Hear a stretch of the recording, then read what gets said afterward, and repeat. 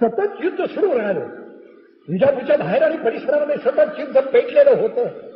दिलेर खान, मिर्झा राजा जयसिंग आणि शिवाजी महाराज, त्यात नेताजी पालकरही पण, अशी सारी जबरदस्त कर्तृत्ववान योद्धे मंडळी ही विजापूरकरांच्या विरुद्ध लढत होती, पण सतत पराभव पदरी पडत होता. हा सारा प्रकार पाहूनच दिलेर खानाला शंका यायला लागली की आतून शिवाजीराजे आणि आदिलशाह बादशाह यांचं काहीतरी संगनमत असलं पाहिजे. त्यामुळे दिलेर खान चिडला आणि त्यांनी सरळ सरळ मेघाराजांच्या छावणीत जाऊन आणि त्यांच्या तंबूत जाऊन त्यांना असं म्हटलं की मला नक्की संशय येतो या शिवाजी राजाचा, त्या नक्की विजापूरकरांचा सामील असला पाहिजे, नाही तर आपल्याला असा रोजच्या रोज पराभव पत्करायची वेळ काय येते.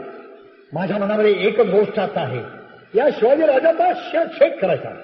हे एक नवीनच संकट मिर्झा राजांच्या पुढे उभं राहिलं आणि यातूनच जर खरोखर चिडून शिवाजी राजे आदिलशहाला सामील झाले तर मग आपली स्थिती काय होणार. या चिंतेत मिर्झा राजे घडून गेले. बहुधा या सगळ्या गोष्टीमुळे मिर्झा राजे जेवढे अस्वस्थ झाले ना, तेवढी शिवाजी महाराजही अस्वस्थ झालेले असावे. म्हणून महाराजांनीच एक विलक्षण वेगळीच युक्ती काढली. ते स्वतः मिर्झा राजांना म्हणाले की यावेळेला आपण सगळेच जण विजापूरपाशी आदिलशहाशी झुंजतो आहोत, याच्याऐवजी मी माझी सारी फौज घेऊन जातो आणि विजापूरकरांच्या ताब्यात असलेल्या पन्हाळगडावरती मी हल्ला चढवतो. म्हणजे एक दुसरी आघाडी उघडली जाईल आणि त्यामधून आपल्याला यश मिळेल. खरोखर ही गोष्ट मिर्झा राजांना पटली की नाही कोण जाणे, पण मिर्झा राजांनी ताबडतोब शिवाजी महाराजांना होकार दिला की आपण अवश्य जा.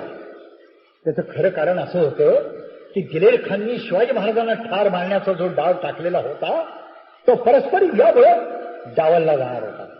महाराज निघाले, नेताजी मागून येणार होता आणि महाराज पन्हाळगडापाशी येऊन पन्हाळगडच्या किल्लेदाराला या गोष्टीचा सुगावाही नसावा. दिनांक 16 जानेवारीचा दिवसही उजाडला आणि अपेक्षेप्रमाणे नेताजी पालकर यायला हवा होता, तो आलाच नाही. त्यामुळे महाराज अस्वस्थ झाले. एवढ्या मोठ्या फौजीनिशी चालवलेली मोहीम गुप्त राहणं अवघड होतं. म्हणून महाराजांनी ठरवलं की आता वाट पाण्यात अर्थ नाही, आपणच हल्ला चढवावा. म्हणून त्या दिवशीच्या रात्री 16 जानेवारीला महाराजांनी रात्रीच्या वेळेला पन्हाळगडावरती अचानक हल्ला चढवला. पण पहलेदार सावध होता. पन्हाळगडचे दरवाजे एकदम गेले आणि गांधींमाशा एकदम अंगावरती याव्यात तशा पन्हाळगडातनं विजा एकदम झुंडीच्या झुंडी महाराजांच्या मराठी भोवतेवरती येऊन तुटून पडल्या. भयंकर लढाई पेटली आणि महाराजांचा न भूत न भविष्याची पराभव झाला. 1000 नाळे तिथे कापले गेले आणि महाराजांना पळत सुटायला लागलं. विजापुरी फौज महाराजांचा पाठलाग करायला लागली. महाराज पळत होते विशाळगडच्या रस्त्यानी, फौज मागे लागलेली होती. त्यांच्या आयुष्यातला याच मार्गावरचा हा दुसरा प्रसंग. यावेळेलाही परमेश्वराच्याच कृपेने महाराज सुखरूपरित्या विशाळगडावरती जाऊन पोहोचले. नाही तर यावेळेला ते कदाचित विजापूरकरांच्या कैदेत पडले असते. नेताजी पालकर दुसऱ्या दिवशी म्हणजे दिनांक 17 जानेवारी 1666 या दिवशी परस्पर आले ते विशाळगडावरच. महाराज संतापलेले होते आणि संतापाच्या भरात महाराजांनी नेताजी पालकरांना सवाल केला, सरनोबत समयास कैसे पडला नाही, म्हणजे वेळेवर का नाही आला, तुमच्यामुळे पराभव झाला. आणि महाराजांनी सरसेनापतींना सैन्यात काढून टाकलं, सेनापती पदावरही काढून टाकलं. नेताजी पालकर तिथून जे निघाले ते थेट विजापूरला आदिलशाही फौजेत जाऊन दाखल झाले. तो सारा इतिहास वेगळाच. पण महाराजांचा मात्र पराभव पन्हाळगडापाशी झाला. पन्हाळगड काबीज करावा ही त्यांची इच्छा अपुरी राहिली आणि महाराज राजगडला येऊन दाखल झाले. पण महाराजांची आता आग्र्याला जाण्याची तयारी सुरू झाली. वास्तविक दिल्लीला जायचं ठरलं होतं, परंतु दिनांक 22 जानेवारी 1666 या दिवशी औरंगजेब बादशाहचा बाप बादशाह शहाजहान हा आग्र्याच्या किल्ल्यात मरण पावल्यानंतर औरंगजेब बादशाह दिल्ली म्हणून आग्र्यात राहायला आला. सुमारे 350 ते 500 लोक निवडक महाराजांनी आपल्याबरोबर घेतले. 2 पालख्या हत्ती यांच्याशी महाराज आता निघार होते. जाण्यापूर्वी त्यांनी स्वराज्याची सर्व व्यवस्था अतिशय बळजबरीने लावली. संभाजीराजांनी त्यांनी बरोबर घ्यायचं ठरवलं. संभाजीराजे यावेळी फक्त 9 वर्षाचे होते. औरंगजेब बादशहानं आपला प्रतिनिधी मुद्दाम महाराजांच्या बरोबर राजगडापासून आग्र्यापर्यंत येण्याकरता दिलेला होता. त्याचं नाव होतं गाझी बेग तौजुक. पण त्याचप्रमाणे मिर्झा राजांनी पण आपला एक अत्यंत जवळचा विश्वासाचा असा एक सरदार दिलेला होता. त्याचं नाव होतं तेजसिंह कछवा. इतकंच नाही, औरंगजेब बादशहानं 1,00,000 रुपये औरंगाबादच्या खजिन्यातून शिवाजी महाराजांच्या प्रवास खर्चाकरता मंजूर केलेले होते. ही रक्कम बरोबर होती. महाराज पुण्यावरून पुढे गेले. महाराज औरंगाबादला आले आणि दिल्ली दरवाजाच्या बाहेरच्या बाजूला जे मोठं थोरलं उजव्या बाजूला मैदान आहे, त्या मैदानावरती महाराजांनी आपला मुक्काम टाकला. औरंगाबाद शहर मात्र सारं मोठ्या गर्दीनं महाराजांचं दर्शन घेण्याकरता लोटलेलं होतं. रस्ते तुफान गर्दीनं भरलेले होते. खरोखर या रस्त्याने आज जेव्हा जावं ना, त्यावेळेला सारा मनामध्ये विचार येतो की त्या जनतेच्या मनामध्ये कोणता विचार असेल. महाराज काही त्यांचे राज्यकर्ते नव्हते, मग इतक्या प्रेमाने त्यांनी काय यावं? का केवळ कुतूहल म्हणून आलेले होते ते? कोणची भावना होती या लोकांच्या मनामध्ये? आणि प्रत्यक्ष औरंगाबाद पासून पुढे सरकताना जाताना महाराजांच्या मनात तरी कोणची भावना असेल? ते पूर्वीचा हा प्रदेश आपला, इथूनच जवळ वेरूळ, त्या वेरूळचं आपलं गाव, आपली पाटीलकी, आपले पूर्वज तिथले, आपल्या आजोबांनी प्रत्यक्ष घृष्णेश्वराचं मंदिर पुन्हा बांधलं. त्या दौलताबादकडे पाहत असताना महाराजांच्या मनामध्ये कोणते विचार आले असतील? कोण जाणे. ते इतिहासाला आज माहीत नाही. इथे इतिहास फवकतो, इथं प्रांत सुरू होतो महाकाव्याचा, महाकादंबरीचा. शिवाजी राजे आग्र्यात येणार ही बातमी पसरली तेव्हापासून संपूर्ण आग्राभर संपूर्ण मोगल साम्राज्यात खळबळ उसळली होती. हे जबरदस्त दृश्य आग्र्यात येतं. ही गोष्ट त्यावेळेला डाक्यात असलेल्या शाहिस्ते खानलाही कळली. तेव्हा शाहिस्ते खानानं आपल्या भाच्याला म्हणजे औरंगजेबाला कळवलं की आपण जर शिवाजी राजाला बोलवणार असाल तर बोलवू नका, कारण तो अत्यंत धोकेबाज आहे.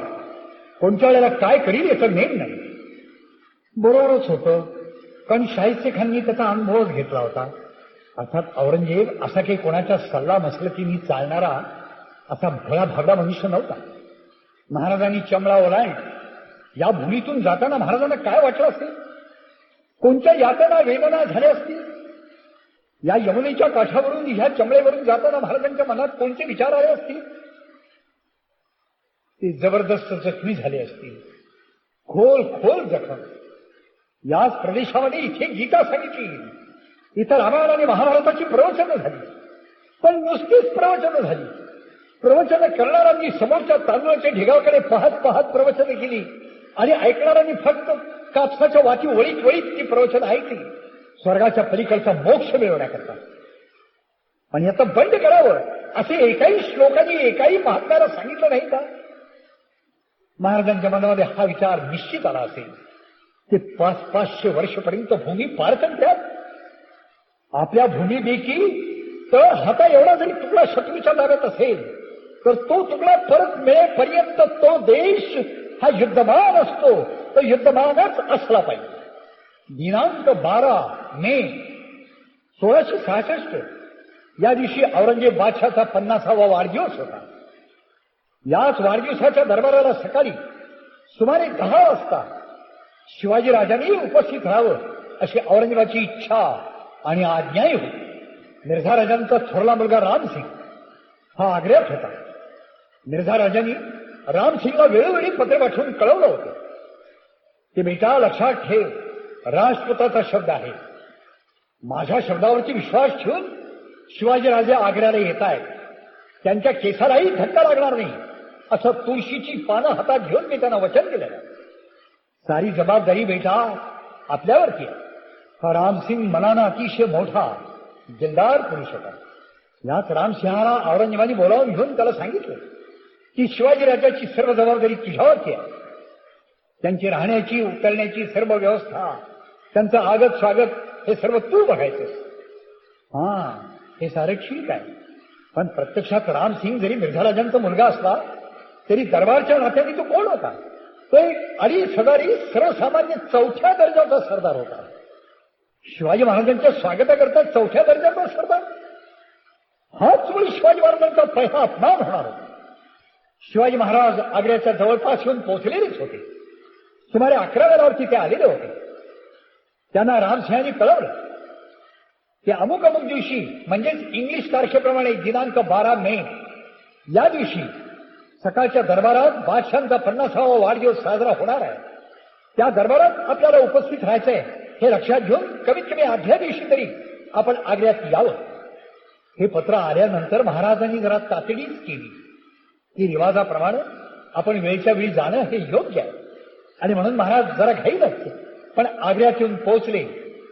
आदल्या दिवशी म्हणजे दिनांक 11 मे 1666 या दिवशी सूर्य मावळ्याच्या सुमाराला महाराज आग्र्याच्या दक्षिणेला 6 मैलावर मुलुकचंद की सराई या नावाचं एक ठिकाण होतं, तिथे येऊन पोहोचले. मुलुकचंद की सराई म्हणजे धर्मशाळा.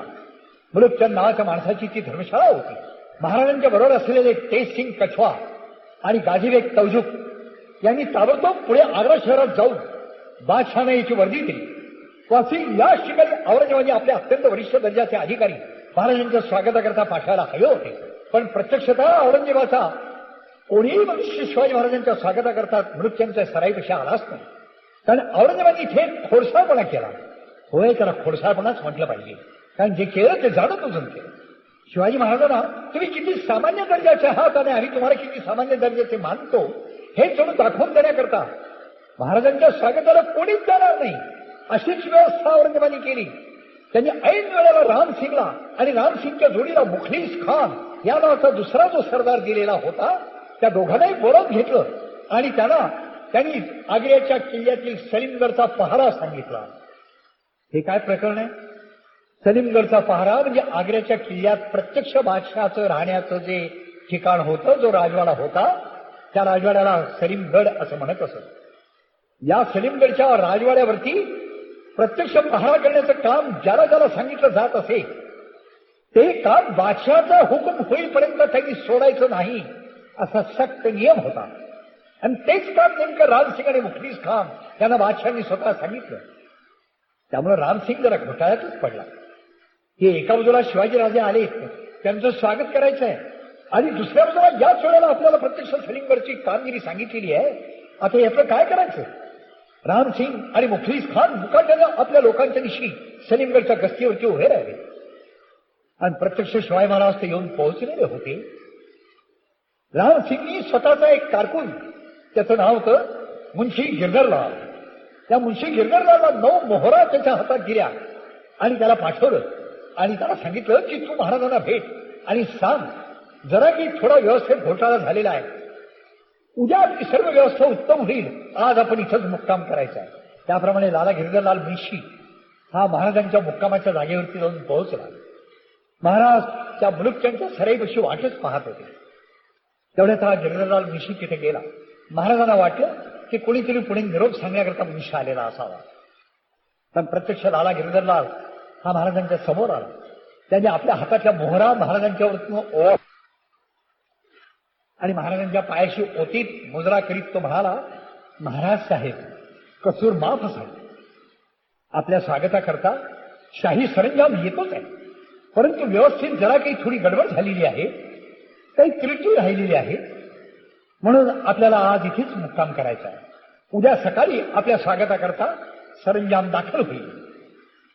महाराजांना आश्चर्य वाटलं की एवढ्या मोठ्या मोगल बादशाही दरबारामध्ये स्वागत करण्याकरता त्रुटी असावी आणि आमच्या स्वागताकरता एक कारकून, तोही 4थ्या दर्जाच्या दरबाराच्या सरदाराचा कारकून, आणि आमची उतरण्याची पहिली व्यवस्था कुठे? एका धर्मशाळेत. पण तरी महाराजांनी तो अपमान झेलला.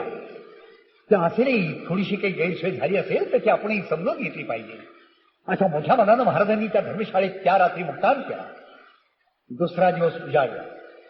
हा ऐन बादशाहांच्या 50व्या वाढदिवसाचा दिवस.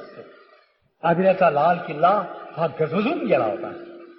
नगारे वाजत होते, मधून मधून माना सन्मानाच्या तोफा ओढत होत्या. बादशाहांची शाही तुळा सोन्याने केली जात होती, वाद्य वाजत होती. जो तो उत्सुक होता त्या शिवाजीराजाचं दर्शन घ्यायला, त्याला बघायला दरबार भरायची वेळ जवळ यायला लागली. आणि तरीही रामसिंगला आणि मुखलीस खानला बादशाहांचा हुकूम होत नव्हता की जा आणि शिवाजीराजांना घेऊन या. आणि बादशाहांचा हुकूम झाल्याशिवाय या दोघांना हलताही येत नव्हतं.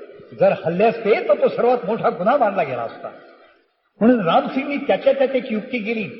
त्यांनी गिरधरलाल मुंशीला 9 मोहरा पुन्हा देऊन पाठवलं आणि म्हटलं की महाराज साहेबांना सांग की आपण निघावं, यायला सुरुवात करावी, पाशी म्हणून सरंजाम येतोच आहे.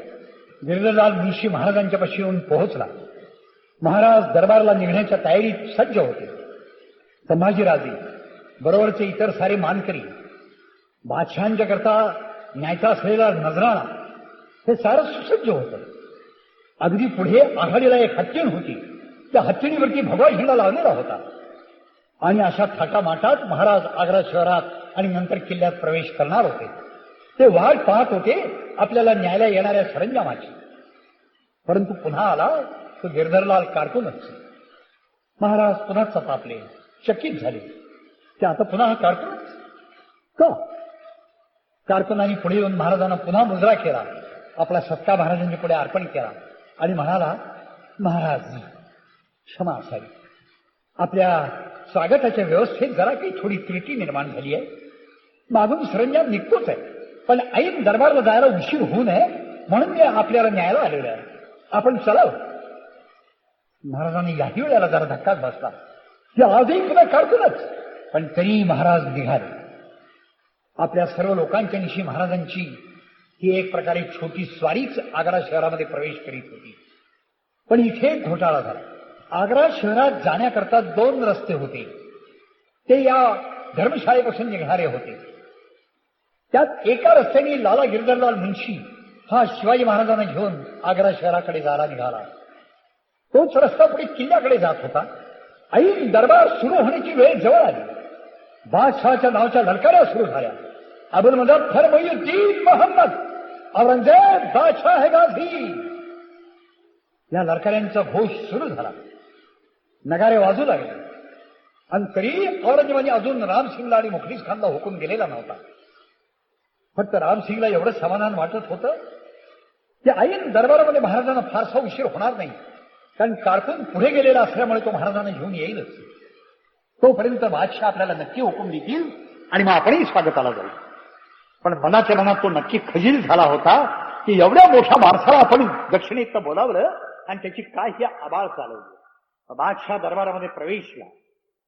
आपल्या तख्तावरती दिवाणे आम मध्ये जाऊन तो बसला. सारा दरबार कुणीसात करीत होता. आणि नंतर लगेच औरंगजेब बादशहानं रामसिंगला पुकारलं, महाराज को रामसिंग. रामसिंग पुढे आला. त्यांनी कुर्निसात केला. त्या बादशाहाने त्याला सांगितलं, शिवाजीराजे म्हणजे शिवाजीराजांना घेऊन ये. वास्तविक शिवाजी महाराज ज्या ठिकाणी थांबलेले होते ते ठिकाण 6 मैल लांब होतं. कारकून पुढे गेल्यामुळे महाराज थोडे पुढे येणार होते, ठीक आहे. पण महाराज दरबारात आता उशिरा येणार, दरबार सुरू झाल्यानंतर येणार हे उघड होतं. नवे नवे औरंगजेबाची तशी इच्छा होती. ते दरबार सुरू होण्याच्या आधी जर शिवाजीराजे येतील तर तो सरळ थटबाट मग ते शिवाजी महाराजांचं समोर घेऊन नजराना सादर करणं आणि मग तो महाराजांनी केलेला मुजरा हा साऱ्या दरबारला तो दिसणार नाही, तो दिसावा. म्हणून महाराज उशिराच यावेत एवढ्याकरता औरंगजेबाने केलेली ही क्लुप्ती होती. उशिरा का होईना पण आज्ञा मिळाल्यानंतर रामसिंग आणि मुखलिस खान आपल्याबरोबर 500 घोडेस्वार, 8 हत्तीणी आणि सारा लवाजमा घेऊन महाराजांच्या स्वागताकरता निघाले. पण मगाचा घोटाळा हा नेमका इथं प्रत्ययाला आला. महाराजांना घेऊन येणारा गिरधरलाल हा एका रस्त्याने येत होता आणि नेमका रामसिंग आणि मुखलिस खान हे दुसऱ्या रस्त्याने गेले. दोघांची चुकामुक झाली. महाराज आग्रा शहराकडे पुढे येत होते आणि रामसिंग आणि मुखलिस खान हे उलट्या दिशेने धर्मशाळेकडे चालले होते. यामुळे आणखीनच उशीर झाला. रामसिंगच्या ही गोष्ट नंतर लक्षात आली की आपला नक्की काहीतरी घोटाळा झालेला आहे. अजून महाराज वाटेमध्ये कुठे दिसत का नाही, भेटत का नाही. आणि म्हणून त्यांनी घाईघाईने आपले घोडेस्वार पाठवले आणि गिरधरलालला कळवलं की तुम्ही दुसऱ्या वाटेने पुढे जात आहात, ही काय वाट चुकलेली आहे. तरी पण आता पुढे जाऊन तुम्ही नुरी बाग या ठिकाणी जाऊन थांबावं. मी तिथे येतो. नुरी बाग हे ठिकाण आग्रा शहराच्या अगदी सीमेवरती होतं आणि आजही आहे. रामसिंगने आपली स्वारी वळवली आणि तो घाईघाईने महाराजांना गाठण्याकरता नुरी बागेपाशी आला. महाराज तिथे येऊन पोहोचलेले होते. रामसिंग आला. मुखलीस खानही आला. दोघांच्या मध्ये अंतर होतं. एका बाजूला शिवाजी महाराज आणि त्यांचा सरंजाम उभा होता आणि त्या नुरी बागेच्या मोठ्या मैदानाच्या दुसऱ्या बाजूला रामसिंग येऊन पोहोचलेला होता. रामसिंगानं समोर शिवाजी महाराजांच्याकडे पाहिलं आणि महाराजांचा आणि रामसिंगचा दोघांचाही घोडा असा चालत चालत समोरासमोर जवळ आला. हा त्यावेळेचा एक रिवाज आहे. आणि घोड्यावर समोरासमोर आणि अगदी जवळ आल्यानंतर दोघांनी एकमेकांना आलिंगन दिलं. घोड्यावर बसूनच महाराजांना रामसिंगनी म्हटलं, महाराज साहेब आपण चलावं. आता महाराजांना काय माहिती की आपल्याला कुठे नेतोय. महाराजही रामसिंगच्या बरोबर चालायला लागले. तो सारा सरंजाम चालायला लागला. पण रामसिंगनी शिवाजी महाराजांना स्वतःच्या घरी नेलं. मोठा वाडा होता. महाराजांना कळेना की आपण कुठं आलो. रामसिंगांनी अत्यंत आत्मीयतेनं जिव्हाळ्यानं त्यांचं स्वागत केलं. त्यांना आपल्या वाड्याच्या दिवाणखान्यात नेलं. बसायला आसनं घातली होती, तिथे महाराजांना बसवलं. नोकर चाकर पंख्यानी वारा घालीत होते. कोणी पाणी आणून देत होता, कोणी खाद्यपदार्थ पुढे सरकवीत होता. महाराजांनाही समजेना की आपण कुठं आलो आणि हे काय चाललंय. एवढ्या समोरच्या बाजूला काही नर्तकी समोर येऊन नृत्य करायला लागल्या. हे पाहून तर महाराज आणखीनच चपापले. आणि मग मात्र त्यांनी रामसिंगला असं विचारलं, भाईजी आपण इथं कुठं आलेलो आहोत. महाराज अतिशय आदरानं रामसिंगला भाईजी म्हणत होते. त्यांनी शेवटपर्यंत त्यांचा उल्लेख भाईजी असाच केला. तो म्हणाला, महाराज साहेब माफ करा, आमच्या हातून आपले आबाळ झाले. बादशांचा वाढदिवस किल्ल्यात आहे. पण आपण काल आलात तर कालपासून आजपर्यंत आपल्याकरता आधी काहीही केलं नाही. तेव्हा या माझ्या लहानशा घरामध्ये मी आपल्याला स्वागताकरता आणलेलं आहे. आपण इथं जलपान करावं आणि मग आपण किल्ल्यात जावं आणि आपला थोडा तरी आदर करावा म्हणून मी आपल्याला इथं आणलेलं आहे. रामसिंगचं या बोलण्यातच मन स्पष्ट दिसत होतं. महाराजांनाही काय ओंगायचं होतं ते औरंगजेबाचं मन यातच उमगलं गेलेलं होतं. त्या महाराज रामसिंगला असे सहज म्हणाले, भाईजी आपण काही चिंता करू नका. बादशांचा वाढदिवस, आपण लवकरात लवकर दरबारामध्ये हजर होणं हे आपलं काम आहे, योग्य आहे. आपण निघालं पाहिजे. हे आता आपण थांबवायला हरकत नाही. मग रामसिंगनी तो नाच वगैरे थांबवला आणि महाराजांना घेऊन रामसिंग मुखलीस खान किल्ल्याकडे निघाले. पण या साऱ्या प्रकारात इतका उशीर झालेला होता की जवळजवळ दुपारचे 12 वाजून गेलेले होते. दरबारनी तरी किती वाट पाहायची. औरंगजेबाचा सरळ अंदाजच चुकलेला होता. त्याची अपेक्षा होती की शिवाजीराजे थोडे उशिरा यावेत, सर्वांच्या देखत दरबारात यावेत, सर्वांच्या देखत त्यांनी मान वाकवावी, सर्वांच्या देखत त्यांनी प्रतिसाद करावा. पण उशीर इतका झाला की पहिल्या दरबारची वेळ संपून गेली आणि दिवाणी आम मधला पहिला दरबार बरखास्त झाला. साऱ्याच लोकांची निराशा झाली. प्रत्यक्ष निराशा झाली की औरंगजेबाची. पण चूक त्याचीच होती. त्या चुकीचे सगळे पुढचे परिणाम आता दिसत होते. यानंतर लगेच दुसरा दरबार भरतो. तो खास मोठ्या मोठ्या सरदारांचा. तो जो भरायचा तो दिवाणी खास मध्ये. त्या ठिकाणी दरबार भरला. बादशाहांना वाटलं निदान आता या तरी दरबारामध्ये शिवाजीराजे हजर होतील. दिवाणी खासचा दरबार भरला. तिथेही जे काही कामकाज व्हायचं ते सुरू झालं आणि संपलंही पण तोपर्यंतही शिवाजीराजे येऊ शकले नाही. कारण या सगळ्याच प्रकरणामुळे तिथेही उशीर झाला आणि शेवटी तोही दरबार निरुपायानं बादशाहाला बरखास्त करावा लागला. एकूण बादशाची अतिशय मोठी निराशाच झाली. त्याची मनाची जी हौस होती की शिवाजीराजांना आपला दिमाग दाखवावा, तो दिमाग त्याला दाखवता आलाच नाही. हा दिवाणी खास मधला दरबार संपला आणि तिसरा दरबार सुरू झाला. हे एका पाठोपाठ एक असे 3 दरबार भरायचे. त्यातला जो तिसरा दरबार भरायचा तो भरायचा घुसळखान्यात. तो घुसळखान्याचा दिवाणखानाही चांगला ऐसपैस मोठा भव्य असा होता आणि अजूनही तो आहे. तिथे बादशाह जाऊन बसला. सारा दरबार भरलेला होता आणि नेमका त्या दरबारच्या वेळेला मात्र शिवाजी महाराजांचा प्रवेश हा आग्र्याच्या किल्ल्यात झाला. सारा किल्ला हा सावध झालेला होता. बादशाहच्या कानापर्यंत सूचना जाऊन पोहोचल्या होत्या की शिवाजीराजे किल्ल्यात प्रवेशले, शिवाजीराजे पुढे आलेले आहेत, शिवाजीराजे येत आहेत, शिवाजीराजे आले. बादशाह आपल्या चेहऱ्यावरती आपल्या वागणुकीवरती कोणताही परिणाम दाखवत नव्हता. पण तरी त्याच्या मनामध्ये एकच विषय होता, शिवाजी शिवाजी. महाराज घुसलखान्याच्या नजीक आले अशी सूचना आल्यानंतर बादशहानं बसल्या जागेवरून मिर्झा मोहम्मद अमीन खान मीर बक्षी याला इशारा केला. ठरलंच होतं त्याप्रमाणे मिर्झा मोहम्मद अमीन खान मीर बक्षी तो घुसलखान्याच्या बाहेर गेला आणि महाराजांना घेऊन तो घुसलखान्यात प्रवेशला. महाराजांच्या बरोबर संभाजीराजे होते. बादशहांच्या करता आणलेली नजराणीची ताटं घेऊन नोकरही पाठवून चाललेले होते. हे नोकर रामसिंगचे होते. रामसिंग आणि मुखलिस खान हे 4-5व्या दर्जाचे सरदार होते. ते तिथूनच कुर्निसात करून आपल्या जागेवरती उभे राहिले. ते दरबारच्या जवळजवळ शेवटच्या टोकावरती उभे होते.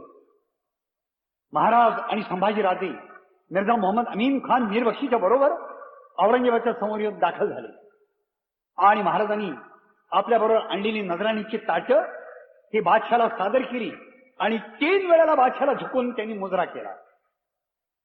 मिर्झा मोहम्मद अमीन खाननी बादशहानं सूचना केली की आपल्या हुकमावरून महाराज राजे शिवाजी हे आपल्या मुलाखतीला आलेले आहेत. पण बादशहानं शिवाजी महाराजांच्याकडे वळूनही पाहिलं नाही. त्याच्या हातामध्ये जपमाळ होती आणि तो समोर पाहत आणि डोळ्यांची उकडझाप करीत फक्त जपत करीत होता. आपल्या पुढे 1000 मैल प्रवास करून एक पाहुणा आलेला आहे याची जाणीव बादशहाने दाखवली नाही. महाराजांना हे खटकलं. बादशाह एक अक्षरानेही बोलला नाही आणि नंतर बादशाहाने हाताने वर बोट करून इशारा केला. अकील. तो अकील खान हा सरदार समोर तिथं उभाच होता. अकील खानला सर्व सूचना आधीच दिलेल्या होत्या. त्याप्रमाणे अकील खाननं पुढे येऊन शिवाजी महाराजांना महाराज साहेब आपण असे असे या अशी त्यांना खूण केली आणि महाराजांना आणि संभाजीराजांना घेऊन अकील खान हा दरबारात जवळजवळ 6व्या-7व्या रांगेच्याही पाठीमागे जाऊन उभा राहिला आणि तिथे त्यांनी शिवाजी महाराजांना आणि संभाजीराजांना नेऊन उभं केलं. महाराजांना हा सारा प्रकारच विलक्षण वाटत होता की आल्यापासून काय चाललं. मी इतक्या लांबून आलो, माझीसाठी चौकशी पण नाही आणि मला इथं उभं केलंय. तरी पण महाराज शांतच होते. मनात जरी वादळ उठलं होतं तरी त्यांनी ते डोळ्यातही दाखवलं नाही की चेहऱ्यावरही दाखवलं नाही. पण आज बादशाने अर्जबेगीला फोन केली. अर्जबेगी हा दरबारची व्यवस्था पाहणारा मनुष्य. तो मान खाली घालून पुढे आला. त्यांनी बादशाला कुंसात केला. दरबारची रीतच होती की दरबारात सारे लोक उभे, मग तो कितीही मोठा असो, प्रत्येक जण दरबारात उभा असायचा. बसायचं फक्त बादशहाने. इथेही पण सर्व सरदार उभे होते. पण बादशाशी जर कोणाला बोलायचं असेल तर त्यांनी रुमाल तोंडापाशी धरायचा. मान खाली घातलेली असायचीच. वर मान करून बादशाकडे पाहणं हा बादशाचा अपमान समजला जात असे, ही बेअदबी समजली जात असे. म्हणून नजर बर कदम म्हणजे स्वतःच्याच पायाकडे पाहत पाहत बोलायचं आणि नम्रतेनं बादशाला म्हणायचं की आपली इजाजत आहे, मला काही अर्ज करायचा. आणि मग बादशहानी जर म्हटलं इजाजत आहे तर मग त्या सरदारांनी बोलायचं आणि तेही अत्यंत खालच्या आवाजात नम्रतापूर्वक. हा बादशाही रीतिरिवाज. अर्जबेगी पुढे आल्यानंतर बादशहानी त्याला खूण केली. त्यांनी पुन्हा आपल्या जागेवरती जाऊन एक नजराण्याचं ताट उचललं. त्याला म्हणतात खिलत. खिलत म्हणजे मानाची वस्त्र. हे पहिलं ताट उचललं, बादशहाच्या समोर झुकून आणलं आणि बादशहाने त्याला स्पर्श केला हाताने. मग अर्जबेगीनी ते ताट राजपुत्र पलीकडे उजव्या बाजूला उभा होता मुअज्जम त्याला दिलं. दुसरं ताट अर्जबेगीने आणलं, ते वजीर जाफर खानला त्यांनी दिलं. तिसरं ताट आणलं आणि ते ताट घेऊन बादशाहांनी स्पर्श केल्यानंतर अर्जबेगी जसवंत सिंगच्या रोखाने निघाला. मागे मागे सरकत न वळता आणि त्यांनी ते ताट महाराजा जसवंत सिंग जोधपूरचा महाराजा दरबारात उभा होता त्याला ते अर्पण केलं. त्यांनी ते स्वीकारलं आणि नंतर काहीच नाही. महाराजांना स्वाभाविकरित्या वाटलं की दरबारचे सर्व मोठ्या लोकांचे मान सन्मान चाललेले आहेत, मी पण मराठ्यांचा राजा म्हणून इथं आलेलो, तेव्हा स्वाभाविकरित्या दरबारचे मान सन्मान हे माझेही होते. महाराज मान सन्मानाला हपापलेले नव्हते, पण रीतिरिवाजाच्या बाबतीत म्हणजे सार्वभौमत्वाच्या बाबतीमध्ये ते दक्ष होते आणि म्हणूनच ते आता त्यांना असह्य होत होतं. ते शेवटचं ताट महाराजा जसवंत सिंग राठोडला अर्पण केल्यानंतर आज बेगी आपल्या जागेवरती जाऊन उभा राहा आणि नंतर काहीच घडलं नाही हे पाहिलं. आणि मग मात्र महाराज एकदम संतापले.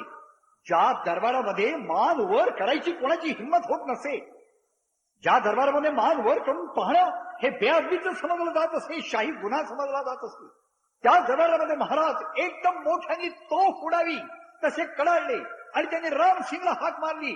रामसिंग! रामसिंग दरबारच्या अगदी टोकावरती उभा होता. सारा दरबारच चपापला. मला तर वाटते की प्रत्येकाच्या काळजात अशी वीज थरारून गेली असेल की सारे लोक इतके आदबीनी पिढ्या वागत आले. तिथे एक वाघाची डरकाळी आपल्याला ऐकू येते. रामसिंग आपल्या जागेवरनं घाईघाईनी महाराजांच्यापाशी येऊन पोहोचला आणि महाराजांच्याविषयी आल्याबरोबर रामसिंगला शिवाजी महाराजांनी विचारलं, भाईजी ही जागा कोणची? त्या रामसिंग स्वतः घाबरलेला होता. त्यांनी महाराजांना म्हटलं, महाराज साहेब आपण कृपा करून हळू बोला. ही दरबारची बेअदबी होतीये, बादशाह नाराज होती. ही जागा 5,000 मनसबदारांची आहे. अगदी हळुवारपणे रामसिंग हे सारे महाराजांना समजावून सांगत होते. पण हे सगळं ऐकत असताना महाराज मात्र अक्षरशः वाघासारखे डरकाळत होते आणि त्याच त्याचं म्हणाले, ही 5,000 मनसबदारांची जागा आहे. तुमच्या बादशांचा 5,000 मनसबदार मी केव्हा झालो? हे माझ्या समोर पाठ करून उभे आहेत हे कोण? ज्यांचा मान सन्मान नुकताच केलेला होता ते जसवंतसिंग राठोड जोधपूर महाराजा हे महाराजांच्या पुढेच 1-2 रांगा टाकून उभे होते. महाराजांनी त्यांना बरोबर ओळखलं होतं. ते जसवंतसिंग राठोड जोधपूर महाराजा आहेत आणि त्यांचा सन्मान होतोय आणि माझ्याकडे बादशाह लक्षही देत नाही, एक अक्षरही बोलत नाही. हा उघड अपमान होता. आणि म्हणूनच महाराज रामसिंगला म्हणाले की हे माझ्याकडे पाठ करून उभे आहेत हे कोण? तेव्हा पुन्हा हळुवार रीतीने रामसिंग म्हणाला, महाराज साहेब आपण कृपा करून रागवू नका. महाराज साहेब आपण कृपा करून हळू बोला, बादशाह नाराज होतील, त्याचे परिणाम वाईट होतील. महाराज साहेब आपल्या पुढे उभे आहेत ते मरुधराधिपती जोधपूर महाराजा जसवंतसिंगजी राठोड. हे ऐकल्याबरोबर महाराज एकदम मोठ्या आवाजात म्हणाले, महाराजा जसवंतसिंग राठोड ज्यांनी सिंहगडच्या किल्ल्याच्या खाली आमच्या मावळ्यांच्याकडे मार खाल्ला, जे पार दाखवून पळून गेले, त्या मावळ्यांच्याकडे मार खाल्ला, त्याच्या खुणा त्यांच्या पाठीवरती अजून आहेत. त्या जरा उभ्याकडून पहा आणि त्यांनाच तुम्ही माझ्याकडे पाठ करून उभे करता आणि मला इथं उभं करता. मला आधी उभाच का केलं आणि या ठिकाणी उभा का केलं? महाराज संतापले होते आणि अति कळवळून रामसिंग त्यांचे आर्जव करीत होता, म्हणत होता, महाराज साहेब आपण कृपा करून रागवू नका. महाराज साहेब आपण कृपा करून हळू बोला. हे सारंच दृश्य विलक्षण होतं. सारा दरबार थक्क झालेला होता. हे सारंच सर्वांना दिसतही होतं आणि ऐकूही येत होतं. औरंगजेब आपल्या शाही तख्तावरून हे सारं दृश्य बघत होता. पण तो जणू काही घडतच नाहीये आणि जे काही घडतंय ते उगीच किरकोळ आहे अशीच तो भावना दाखवित होता. आणि महाराज संतापून बोलत होते. त्या संतापाच्या भरामध्ये महाराजांनी एकदम सपकन उजवीकडे हात केला. तो हात रामसिंगने धरला पण महाराजांनी तो एकदम हिसडून गेला आणि महाराज संभाजीराजाने घेऊन झाप एकदम बादशाला पार दाखवून दरबारातून निघून गेले. पण दरबाराच्या बाहेर पडले नाही. तो अगदी पाठीमागच्या बाजूला अशा कमानी होत्या, त्या ठिकाणी जाऊन ते एकदम बसले. त्यांना काहीशी भोळ आली हेही सत्यच आहे, पण ही जी भोळ आली ती त्यांच्या संतापामुळे आली. तेवढ्यात औरंगजेबानं अकील खानला एकदम पुकारलं, अकील वह देखो शिवा की त्योड़ियां क्यों चढ़ गई है. अकील खान कुर्निसाद करीत मागे सरकत गेला आणि महाराजांच्या जवळ जाऊन पोहोचला. पण महाराजांच्या पासून काहीसा लांबच उभा राहिला. त्यावेळेला महाराज रामसिंगला म्हणत होते की तुमच्या बादशाने काही रीत रिवाज समजतात का? मला साधी मानाची वस्त्रही दिली नाही. हे शब्द महाराजांच्या तोंडून बाहेर पडलेले अकील खानने ऐकले. खरं म्हणजे हे शब्द साऱ्या दरबारला ऐकू जाऊ शकत होते, इतके मोठ्याने महाराज बोलत होते. पण हे शब्द ऐकल्यानंतर अकील खान पुन्हा बादशापाशी जाऊन उभा राहिला आणि मुजरा करून म्हणाला, हुजूर दिलीलाई मानाची वस्त्र न दिल्यामुळे शिवाजीराजे नाराज झाले आहेत. हे ऐकल्यानंतर औरंगजेबानं शेजारी उभ्या असलेल्या अर्जबेगीला पुन्हा खून केली. अर्जबेगीने एक मानसन्मानाच्या वस्त्रांचं ताट घेतलं आणि ते ताट बादशांच्या पुढे धरलं. बादशांनी त्याला स्पर्श केला आणि बादशांनी ते अकील खानच्या हाती सोपवलं. अकील खाननी ते ताट घेतलं आणि ते ताट घेऊन तो महाराजांच्या जवळ ती वस्त्र देण्याकरता म्हणून गेला. या वस्त्रांना म्हणतात खिलत. तो जवळ जाऊन पोहोचला आणि तो म्हणाला, महाराज साहेब, हजरत चिलीराई ये खिलत आपको इनायत करते हैं. हे ऐकल्याबरोबर शिवाजी महाराजांनी एकदम मान वर करून संतापाने म्हटलं, खिलत, तुम्हारे बादशाह की खिलत मैं नहीं अपनाऊंगा.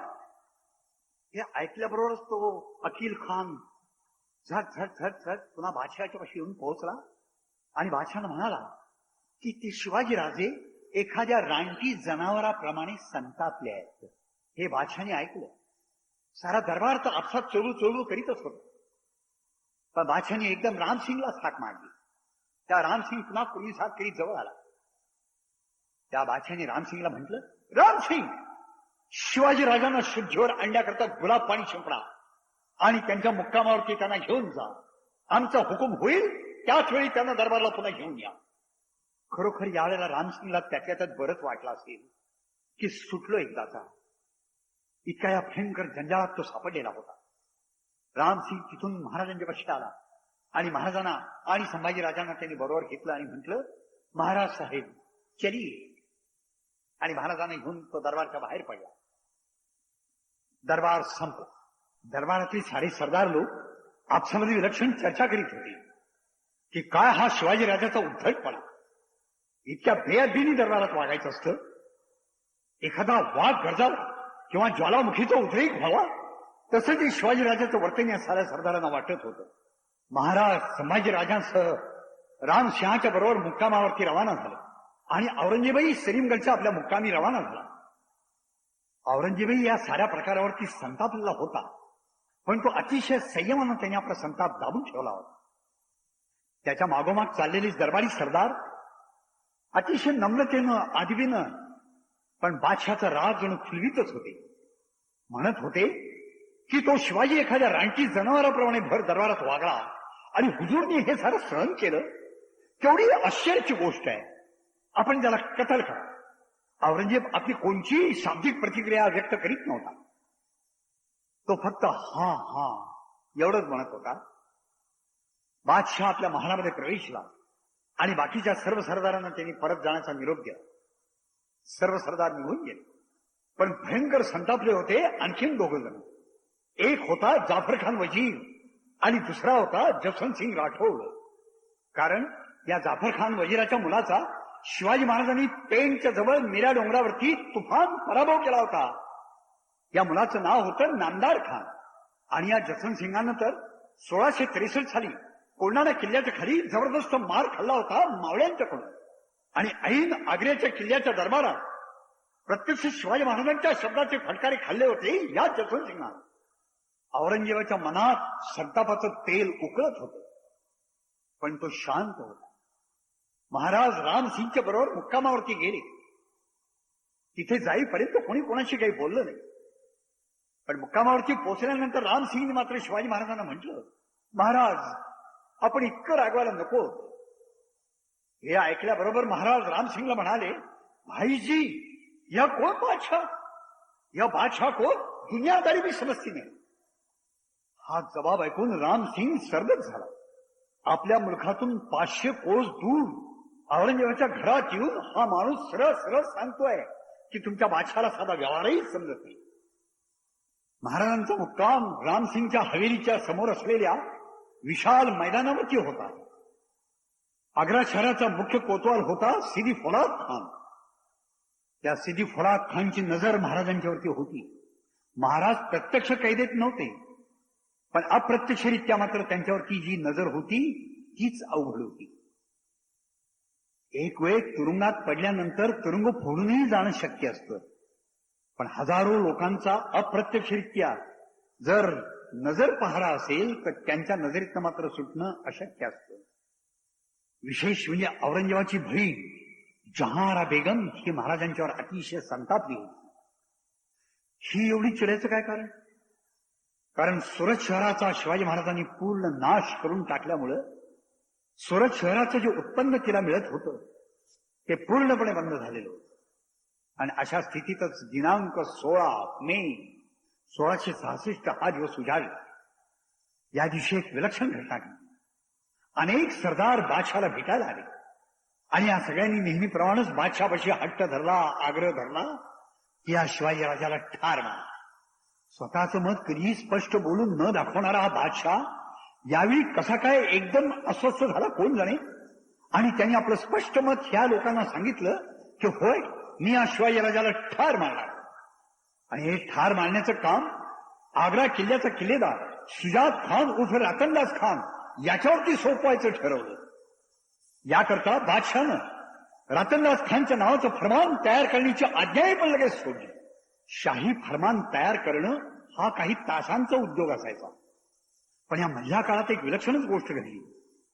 ही सारी बातमी रामसिंगला कळली आणि तो वाऱ्यासारखा दौडत सुटला मोहम्मद अमीन खान मीर बक्षीच्या घरी. मोहम्मद अमीन खान मीर बक्षी हा एक फार मोठा सरदार होता आणि तो रामसिंगवरती फार मायाही करायचा.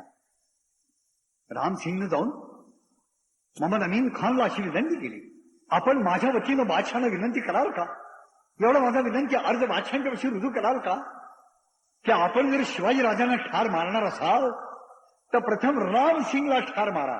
रामसिंगची ही विनंती मोहम्मद अमीन खान मीर बक्षींनी चटकन मानली आणि बादशाहाला त्यांनी सर्व रामसिंगचं म्हणणं हे निवेदन केलं. हे ऐकल्याबरोबरच मुळी बादशाह चपापला.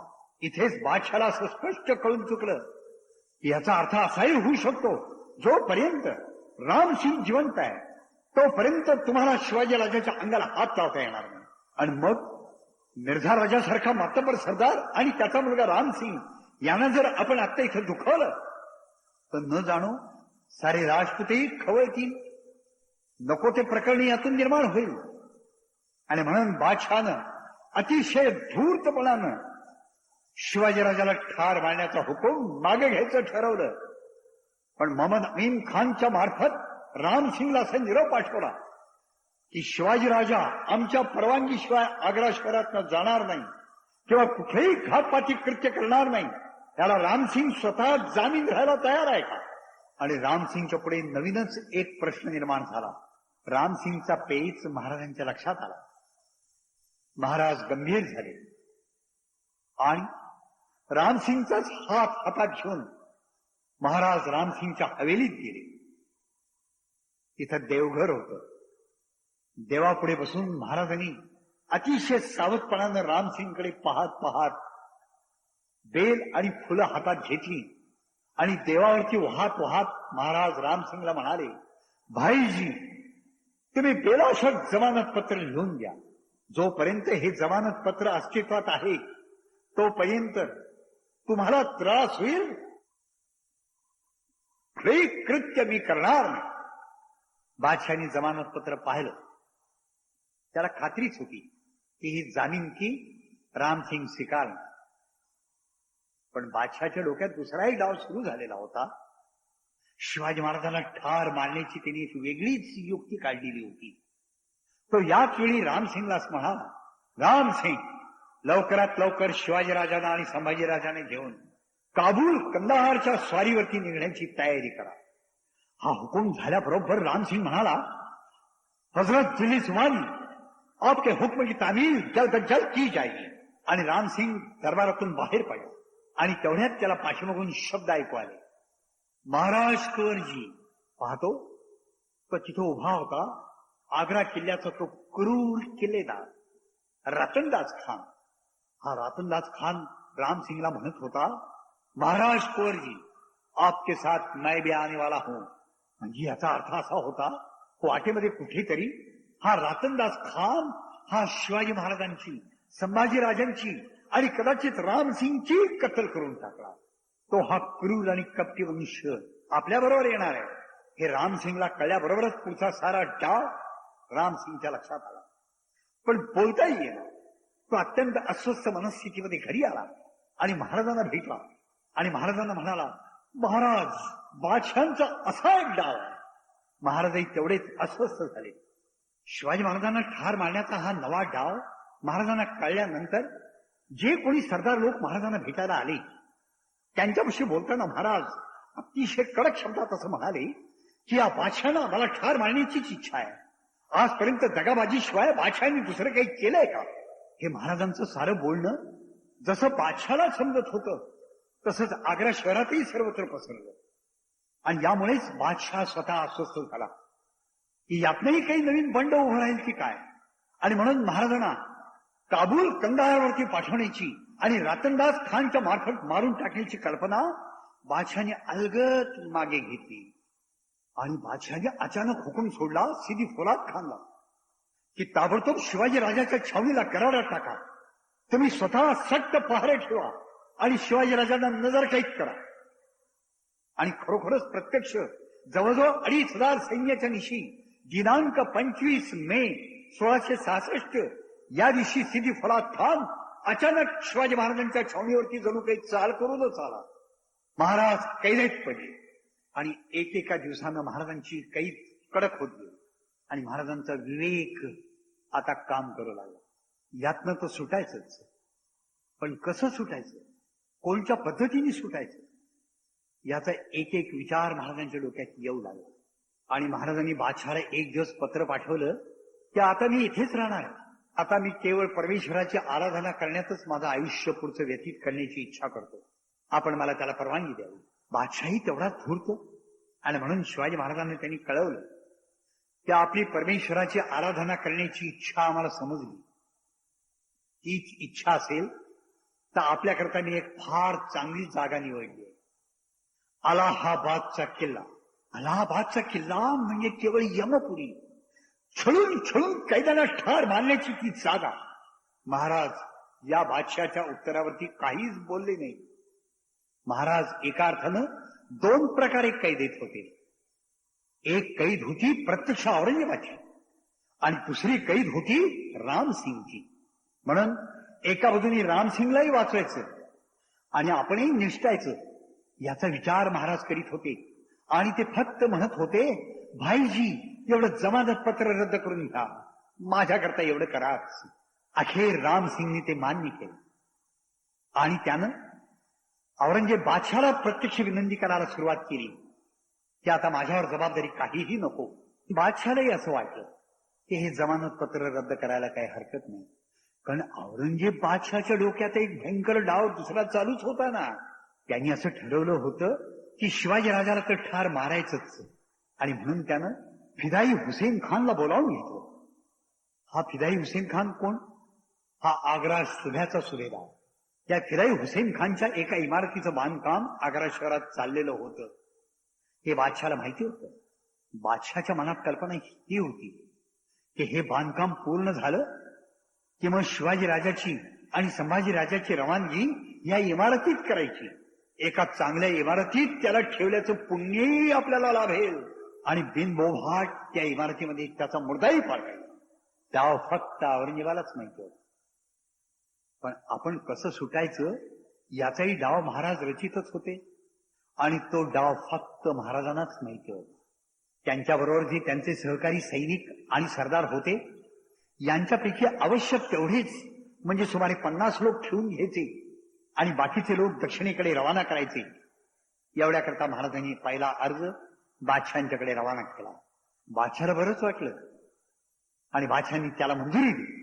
महाराजांचे हे निघालेले लोक सरळ सरळ दक्षिणेत रवाना झालेच नाही.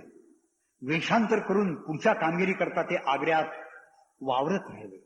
हे दिवस पावसाचेच होते आणि महाराजांची तब्येत बिघडली म्हणे झोपूनच राहायला लागले. डोकं दुखतं म्हणायला लागले. आणि मग वैद्य हकीम यांची ये जा सुरू झाली. बादशाचं लक्ष होतं इमारतीचं बांधकाम पूर्ण आणि चांगल्या रीतीने करवून घेण्यावरती. महाराजांची तब्येत जास्तच बिघडत चालली. त्यांच्याकरता औषधं आणण्याची त्यांच्या बरोबरच्या सैनिकांना परवानगी देण्यात आली. मात्र जे सैनिक जात होते आणि येत होते त्यांची कसून तपासणी होत होती. फौलाद खान या बाबतीमध्ये अत्यंत दक्ष होता. औषधोपचाराने महाराजांची तब्येत सुधारण्याची चिन्ह काही दिसेना. ज्याला काहीच झालेलं नव्हतं त्याला कोणतेही औषध दिलं तरी ते बरी कसं होणार. एक दिवस महाराजांनी बादशाकडे एक अर्ज रवाना केला. त्या औषधोपचाराने मला बरं वाटत नाहीये. निदान दान धर्म केल्याने तरी मला बरं वाटावं अशी इच्छा आहे. तेव्हा मेवा मिठाई गोर गरिबांना आणि साधू संतांना वाटण्याची आपण परवानगी मला द्यावी. बादशाला यात काहीच धोका वाटला नाही. त्यांनी परवानगी दिली. मेवा मिठाई पेटारेतून महाराजांच्या छावणीत यायला लागली. झोपल्या झोपल्याच महाराज आपला हात त्या मेवा मिठाईला लावित होते. मिठाईचे पेटारे बाहेर जात होते. दारावरचे लोक पेटारे तपासून पाहत होते. स्वतः फौलाद खान लक्ष देत होता. त्याला कळून चुकलं होतं की यात मिठाईशिवाय दुसरं काहीही नाही. मिठाईचे पेटारे बाहेर पडल्यानंतर गोसावी, बैरागी, मौलवी, मुल्ला, फकीर या साधू संतांना ती मिठाई वाटली जात होती. इतकंच नव्हे, हे मेवा मिठाई ते साधू संत जसे खात होते ना, तसे दरबारचे निर्णायक सरदार लोकही खात होते. त्यांना माहित नव्हतं की एक दिवस ही मिठाई फार कडू लागणार आहे.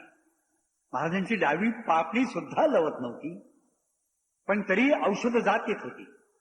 आणणारे आणत होते. पुढं काय होत होतं ईश्वर जाणे. पण महाराज मात्र या दुखण्याचं नाटक फार सफाईने करीत होते. ते पलंगावर झोपलेले असायचे. मादारी मेहतर हा त्यांच्याबरोबर गेलेला पोरगा हा त्यांचे पाय चेपायचा, कधी डोकं चेपायचा. महाराजांना चादर पांघरणं, त्यांची सारी सेवा हा मादारी मेहतर करत होता. आणि शेवटी दिनांक 17 ऑगस्ट 1666 शुक्रवार, श्रावण वद्य द्वादशी, म्हणजे पहा हे पावसाळ्याचे दिवस आहेत. या दिवशीची दुपार झाली आणि नेहमीप्रमाणे पेटारे त्याही दिवशी आले. हे आता शेवटचे पेटारे बरं. काय परमेश्वर पावणार असेल तो आता या शेवटच्या दान धर्मानं. आणि पेटारे आत आले. महाराज पलंगावरती झोपलेले होते. कोणी काय काय करायचं, कसं कसं करायचं हे निश्चित झालेलं होतं. महाराजांच्या पलंगाभोवती 5-25 मावळे चिंताक्रांत नजरेनं वावरत होते. त्यांची नजर महाराजांच्या प्रकृतीबद्दलच सचिंत होती. पेटारे आत आले आणि महाराज आपल्या पलंगातून झटकन उठले आणि एका रिकाम्या पेटाऱ्यामध्ये प्रवेशले. महाराज पेटाऱ्यात आत शिरल्याबरोबर पेटाऱ्याचं झाकण बंद झालं. दुसऱ्या पेटाऱ्यामध्ये संभाजीराजे बसले आणि पेटारे निघाले. महाराजांच्या पलंगावर हिरोजी फर्जंद तो पटकन तिथे झोपला. त्याच्या अंगावरची मदारी मेहतरची चादर पांघरली आणि जशी सेवा मदारी मेहतर महाराजांची करत होता तशीच सेवा त्यानं या नवीन महाराजांचीही सुरू केली. एक गोष्ट आणखीन एक महत्वाची, महाराजांच्या हातातलं नेहमीच असलेलं सोन्याचं कडं महाराजांनी हिरोजी फर्जंदांच्या हातात घातलेलं होतं. त्यामुळं जरी समजा कोणी आतमध्ये आला आणि त्यांनी डोकावून पाहिलं तरी त्याला तेच चित्र दिसणार होतं की जे रोज दिसत होतं. महाराज झोपलेले आहेत, अंगावर चादर पांघरलेली आहे, एक मुलगा सेवा करतो आहे. पेटारे निघाले आणि पेटारे फौलाद खानच्या तंबूच्या समोरून जाऊ लागले. फौलाद खान आपल्या तंबूत बसलेला होता. त्याला काय एकदम उघड आली पहा. तो तंबूतूनच मोठ्याने ओरडला, ठरव. कसं झालं असेल त्यावेळेला प्रत्येकाच्या छातीमध्ये. पेटारे थांबले. फौलाद खान तंबूतून बाहेर आला आणि त्यांनी पेटारे तपासायला सुरुवात केली. पण पहिले 4-2 पेटारे पाहिल्यानंतर त्यात पेठाईच आहे हे दिसलं आणि हे लक्षात आल्यावर त्यांनी नेहमीप्रमाणे पेटारे जायला परवानगी दिली. पेटारे सफाईने बाहेर पडले. सुटले महाराज, सुटले. किल्लीतून सुटले, कुलपाच्या छिद्रातून सुटले, यमदूतांच्या 2 दातांच्या फटीतून सुटले, श्वासोश्वासाच्या टप्प्यावरून सुटले. तरी फौलाद खानला पत्ता लागला नाही की ज्याच्यावरती पहाऱ्याकरीत आपण इतके दिवस बसलेलो आहोत तो आपला वैरी आपल्या समोरून चाललाय. महाराष्ट्राची सारी दैवते एकदम पावली. नाथांचा रांजण भरून वाहू लागला. पंढरपूरचा पांडुरंग जागच्या जागी नाचू लागला. तुळजापूरची भवानी खरोखरच दार उघडून बाहेर आली. आजपर्यंत तिला प्रार्थना होत होती, दार उघड बाया, दार उघड. खऱ्या अर्थानं आज ती बाहेर आली. महाराज आग्र्याच्या कैदीतून सुटले. राजगडावरचे 2 म्हातारे डोळे उत्तरेकडे सारखी टक लावून बसले होते की माझी सारी मुलं आग्र्यात अडकले, ती लवकर परत केव्हा येते. जिजाऊ साहेब स्वराज्याचा कारभार पाहत होत्या, अत्यंत दक्षतेने पाहत होत्या. महाराज आग्र्याला गेल्यापासून आतापर्यंत जवळजवळ 5 महिने तो उलटून गेलेलेच होते. पण या 5 महिन्यामध्ये किंचित सुद्धा गाफीलपणा नव्हता की बेशिस्ती नव्हती. प्रत्येक जण आपापलं काम चोख करत होता. पण शेवटी आऊसाहेब आईच होत्या ना. आईचं आई पण सांगायला आईच व्हावं लागतं. आणि आऊसाहेब काळजी करत होत्या त्या केवळ शिवाजी महाराजांची नव्हे, केवळ आपल्या नातवंडाचीही पण नव्हे, त्या काळजी करत होत्या गेलेल्या सर्वच आपल्या मुलांची. आता वाट पाहत होती सारी जण की महाराजांची, आतुरतेनं उत्सुकतेनं. श्रावणाचा महिना, श्रावणश्री महाराष्ट्रात बरसत होत्या. श्रावण उलटून गेला, भाद्रपद उगवला, गणपती आले, गौरी आल्या, गौरी जेवून गेल्या. पण रायगडावरची एक गौर मात्र अर्धपोटीच होती, आपल्या मुलांची वाट पाहत होती. भाद्रपदाची पौर्णिमा उलटली आणि एक दिवस अचानक राजगडच्या दरवाजापाशी काही साधू संन्याशांची टोळी येऊन उभी राहिली.